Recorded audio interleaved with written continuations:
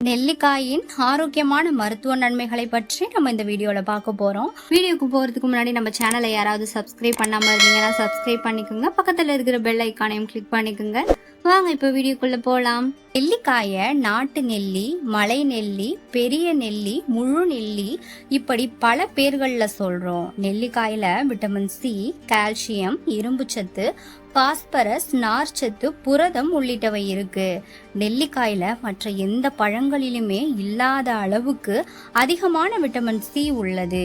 நீரிழிவு நோயாளிகள் நெல்லிக்காய் சாற்றில் சிறிதளவு மஞ்சத்தூள் மற்றும் தேன் கலந்து குடித்து வந்தால் மிகவும் நல்லது.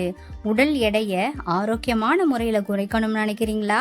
அப்போ நெல்லிக்காய் சாறை தினமும் காலையில எழுந்து வெறும் வயிற்றில் குடித்து வந்தால் உடலில் உள்ள தேவையற்ற கொழுப்புகள் குறையும். நெல்லிக்காய் சாற்றை நம்ம தினமும் குடித்து வர்றதுனால நம்முடைய கண் பார்வை அதிகரிக்கும். ஆஸ்துமா நோயாளிகள் நெல்லிக்காய் ஜூஸில் சிறிது தேன் கலந்து தினமும் 2 முறை குடித்து வந்தால் ஆஸ்துமா குணமாகிவிடும். நெல்லிக்காய் கூந்தல் முதல் பாதம் வரை உடலில் ஒவ்வொரு உறுப்புகளுக்குமே அற்புதமான மருத்துவ குணங்களை நமக்கு அளிக்கிறது. விட்டமின் சி நிறைந்த நெல்லிக்காய் உடலில் நோய் எதிர்ப்பு சக்தியை அதிகரிக்க செய்கிறது. தினமும் நெல்லிக்காய் சாற்றை குடித்தால் நமது உடலில் இரத்த சிவப்பணுக்களோட எண்ணிக்கையை அதிகமாக்கி ஞாபக சக்தியையும் அதிகரிக்க செய்யும். அளவுக்கு அதிகமான மருத்துவ பயன்களை உடைய நெல்லிக்காய ராஜகனி என்று அழைக்கின்றனர். ஆயுர்வேத மருத்துவங்களில் பெருமளவு நெல்லியை பயன்படுத்திட்டு வராங்க. நெல்லியில் 80% நீர்ச்சத்து நிறைந்திருக்கிறது. ஆப்பிளை விட அதிக அளவு சத்துக்களை உடையது. 100 கிராம் நெல்லிக்கனியில ஆரஞ்சு பழத்தை விட 20 மடங்கு விட்டமின் சி சத்து இருக்கிறது. ஆப்பிளை விட 3 மடங்கு புரதச்சத்து நெல்லியில் இருக்கிறது.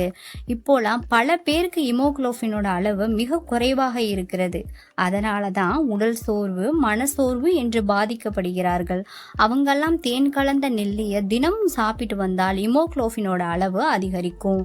இத்தனை மருத்துவ பயன்களை நிறைந்த நெல்லிக்காயை நம்ம அன்றாட உணவுல சேர்த்துக்கிறத ஒரு பழக்கமா கொண்டு வரணும். இந்த காயை ஔவைக்கு அதியமான் கொடுத்தது ஏன்னா, கடையேழு வள்ளல்கள் ஒருவரான அதியமான் தனக்கு கிடைத்த சாகாவரம் தரும் நெல்லிக்கனியை ஔவைக்கு பரிசிலாக தந்து கோன் உயர குடி உயரும் என்று கூறினார். இதை நான் சாப்பிட்றத விட ஔவையார் சாப்பிட்டாங்கன்னா அவங்க நீண்ட ஆயுளோட இருப்பாங்க. அதனால தமிழுக்கு பயன் விளையும் என்று கூறினார். ஆயுளை வளர்க்கும் கனி என்று அழைக்கப்படும் சிறப்பு நெல்லிக்கனிக்கு மட்டுமே உரியது. Thank you for watching and subscribe my channel.